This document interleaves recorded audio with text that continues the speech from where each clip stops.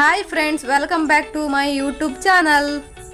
ಸಂಜೆ ಟೈಮಲ್ಲಿ ಹೊರಗಡೆ ಹೋದಾಗ ಫಾಸ್ಟ್ ಫುಡ್ ಅಂಗಡಿಯಲ್ಲಿ ಎಗ್ ರೈಸ್ ತಿಂದಿರ್ತೀರಲ್ಲ, ಹಾಗೆ ಅದನ್ನು ಹೇಗೆ ಮಾಡೋದಂತ 5 ನಿಮಿಷದಲ್ಲಿ ಮಾಡಿ ತೋರಿಸ್ತೀನಿ. ನೀವು ಮನೆಯಲ್ಲಿ ಟ್ರೈ ಮಾಡಿ.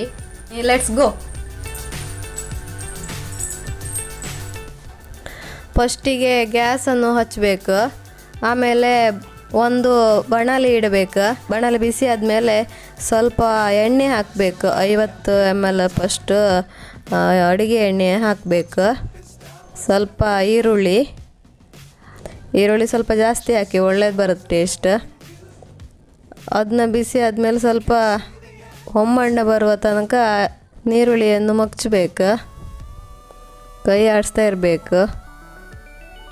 ಆಮೇಲೆ ನೆಕ್ಸ್ಟ್ ಸ್ವಲ್ಪ ಕರಿಬೇವು ಸೊಪ್ಪು ಹಾಕಿ, ಆಮೇಲೆ ಶುಂಠಿ ಬೆಳ್ಳುಳ್ಳಿ ಪೇಸ್ಟ್ 1-2 ಸ್ಪೂನ್ ಆಗುವಷ್ಟು ಹಾಕಿ ಮಗ್ಚಿ ಆದಮೇಲೆ ಸ್ವಲ್ಪ ಹಸಿಮೆಣಸಿನ ಪೇಸ್ಟ್ ಹಾಕಬೇಕು.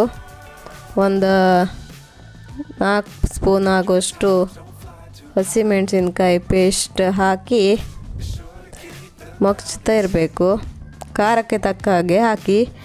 ನಮಗೆ ಸ್ವಲ್ಪ ಲೈಟಾಗಿ ಖಾರ, ನಿಮಗೆ ಇಷ್ಟ ಆದರೆ ಜಾಸ್ತಿ ಹಾಕಿ. ಆಮೇಲೆ ನೆಕ್ಸ್ಟ್ ಕ್ಯಾಪ್ಸಿಕಮ್. ನಮ್ಮ ಕ್ಯಾಪ್ಸಿಕಮ್ ಇಷ್ಟ, ನಿಮಗೆ ಕಮ್ಮಿ ಬೇಕಾದ್ರೆ ಕಮ್ಮಿ ಹಾಕೋಣ, ಜಾಸ್ತಿ ಬೇಕಂದರೆ ಜಾಸ್ತಿ ಹಾಕಿ. ಜಾಸ್ತಿ ಹಾಕಿದರೆ ತಿನ್ನುವಾಗ ಸಿಗುತ್ತೆ, ಒಳ್ಳೆ ಆಗುತ್ತೆ ಅಂತ ನಾನು ಸ್ವಲ್ಪ ಜಾಸ್ತಿ ಹಾಕಿದೆ. ನಿಮಗೆ ಜಾಸ್ತಿ ಬೇಕಾದರೆ ಹಾಕ್ಕೊಳ್ಳಿ. ಹಾಕಿ ಆದಮೇಲೆ ಅದನ್ನು ಸ್ವಲ್ಪ ಫುಲ್ ಡ್ರೈ ಆಗೋದೇನು ಬೇಡ, ಸ್ವಲ್ಪ ಆದರೆ ಸಾಕು. ಆಮೇಲೆ 4 ಮೊಟ್ಟೆಯನ್ನು ಹಾಕಬೇಕು. ಮೊಟ್ಟೆ ಹಾಕಿದಷ್ಟು ಟೇಸ್ಟ್ ಜಾಸ್ತಿ. ನಿಮ್ಗೆ ಎಷ್ಟು ಜನ ಬೇಕೋ ಅಷ್ಟು ಅಂದಾಜಿಗೆ ಮೊಟ್ಟೆ ಎಷ್ಟು ಬೇಕಂತ ಹಾಕಿ. ನಾನಿಲ್ಲಿ 4 ಮೊಟ್ಟೆ ಹಾಕಿದ್ದೆ. ನಿಮ್ಗೆ ಎಷ್ಟು ಬೇಕೋ ಅಷ್ಟು ಹಾಕಿ. ಆ ಮೊಟ್ಟೆ ಹಾಕಿದ ಮೇಲೆ ಸ್ವಲ್ಪ ಫಸ್ಟಿಗೆ ಮಗ್ಚಬಾರ್ದು, ಯಾಕಂದರೆ ಅದು ಫುಲ್ ಹೊಡಿ ಆಗುತ್ತಲ್ಲ.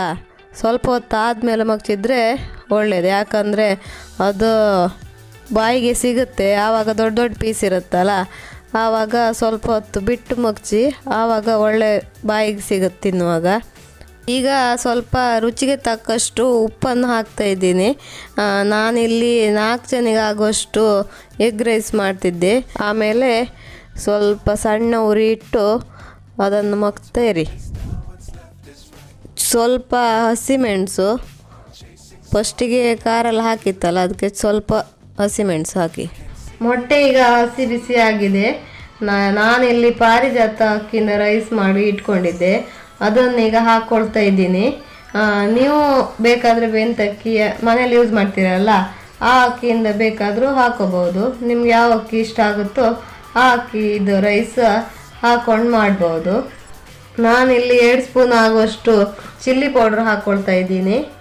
ಆಮೇಲೆ 2 ಸ್ಪೂನ್ ಆಗುವಷ್ಟು ಗರಂ ಮಸಾಲೆ ಪುಡಿ ಹಾಕೋಬೇಕು. ಆಮೇಲೆ 2 ಸ್ಪೂನ್ ಆಗುವಷ್ಟು ಬ್ಲ್ಯಾಕ್ ಪೆಪ್ಪರ್ ಪೌಡ್ರನ್ನು ಹಾಕೋಬೇಕು. ಈಗ ಇದನ್ನು ಮಿಕ್ಸ್ ಮಾಡ್ಕೋಬೇಕು. ಈಗ ನಾನು ಮಿಕ್ಸ್ ಮಾಡ್ಕೊಂಡಾಗಿದೆ. ಈಗ ಸ್ವಲ್ಪ ಸೋಯಾ ಸಾಸನ್ನು ಹಾಕೋಬೇಕು, ರುಚಿಗೆ ತಕ್ಕಷ್ಟು.